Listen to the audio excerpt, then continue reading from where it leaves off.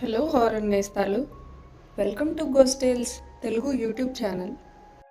అది మన దేశంలోనే మొట్టమొదటి హైకోర్టు. 1862లో, అంటే బ్రిటిషర్స్ టైం నుంచే నడుస్తున్న కోర్ట్. అదే కోల్కతా హైకోర్టు. అక్కడికి చాలామంది తమకి న్యాయం కావాలి అని రోజు వస్తూనే ఉంటారు. వాళ్ళల్లో శతాబ్దానికి ముందే చనిపోయిన ఒక స్త్రీ కూడా ఉంది. ఆమె ఇప్పటికీ తనకి న్యాయం కావాలి అని ఆ కోర్టుకి వస్తూనే ఉంది. అసలు ఎవరు ఆ స్త్రీ?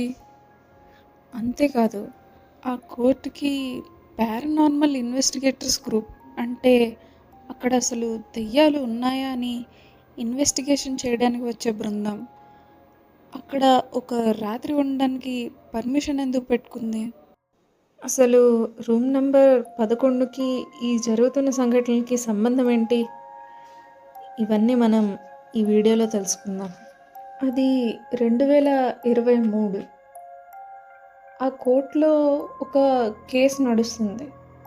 ఆ కేసుని పరిశీలిస్తున్న జడ్జి గారు బ్రేక్ ఇస్తూ నెక్స్ట్ సెషన్ ఆ రోజు రాత్రి 6కి పోస్ట్పోన్ చేశారు. అంతే, ఆ మాటతో కోర్టు మొత్తం వణికిపోయింది. ఇరు పక్షాల లాయర్లు సాయంత్రం 6 తర్వాత ఇక్కడ ఎలాంటి పరిస్థితి ఉంటుందో మీకు తెలుసు కదా మై లార్డ్ అన్నారు. వెంటనే జడ్జి గారికి అక్కడ పరిస్థితి అర్థమయ్యి సూర్యాస్తమయం అయ్యే లోపే నెక్స్ట్ వాయిదాని ముగిద్దామని చెప్పారు. ఇది నిజంగా కలకత్తా హైకోర్టులో జరిగిన సంఘటన. ఈ మాట స్వయంగా హైకోర్టు జడ్జి గారే అనటంతో దేశమంతటా అక్కడ జరిగిన భయంకర సంఘటనలు బయటకు వచ్చాయి. అసలు అక్కడ ఏం జరిగింది, ఎందుకు వారందరూ భయపడుతున్నారు? ఇది తెలుసుకోవాలి అంటే మనం మన్మోహన్ వజాహరి చెప్పేది వినాలి.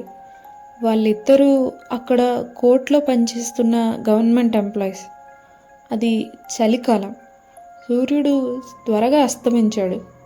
మిగిలిన ఎంప్లాయీస్ కంటే వర్క్ వల్ల రాత్రి 8 వరకు వాళ్ళిద్దరూ కోర్టులోనే ఉండిపోయారు. అందులో మన్మోహన్కి వాష్రూమ్ అవసరం పడింది.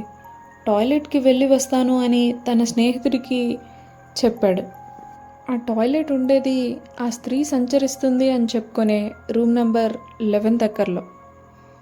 ఎలాగో మన వర్క్ అయిపోయింది, రాత్రి 8 అవుతుంది, ఈ టైంలో అక్కడికి వెళ్ళడం కరెక్ట్ కాదు అని వజాహరి చెప్తున్నాడు.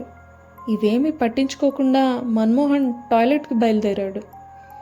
అక్కడ కారిడార్లో నడుస్తుండగా మన్మోహన్కి గజ్జల శబ్దం వినిపించింది.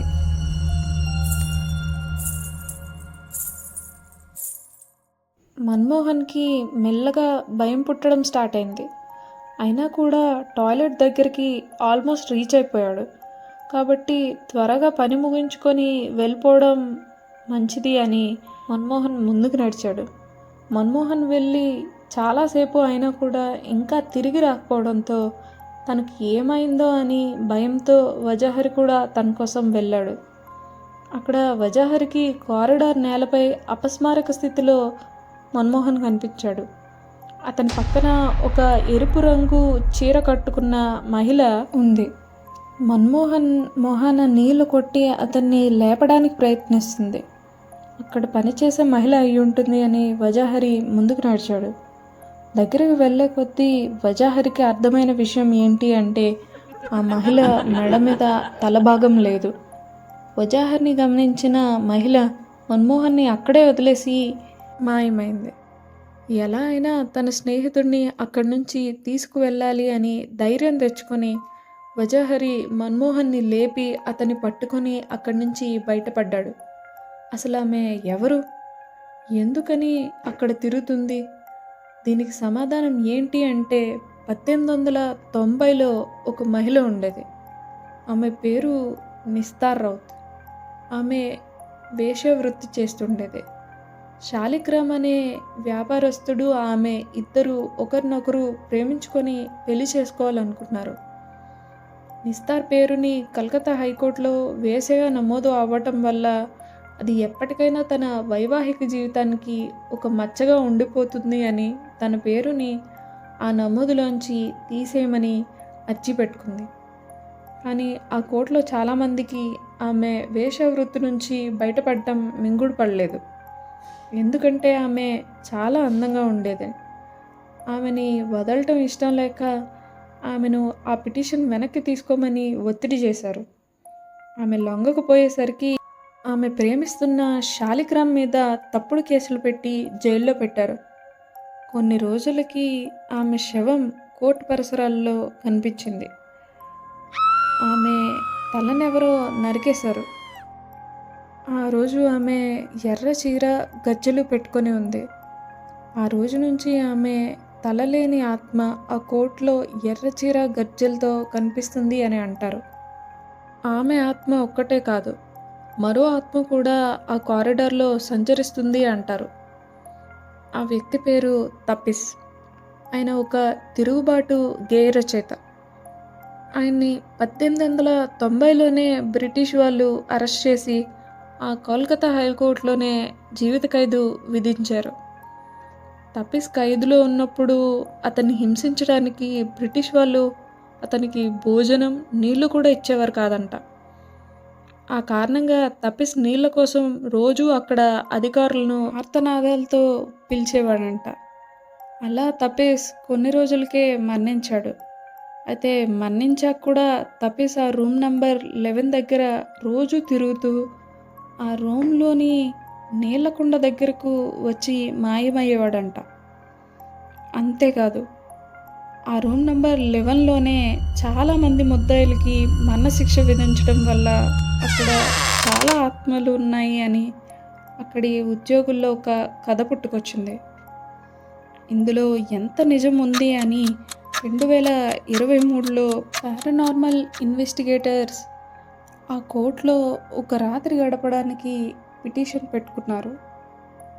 ఇప్పటికీ వాళ్ళ ఫైల్ అప్రూవ్ అవ్వలేదు.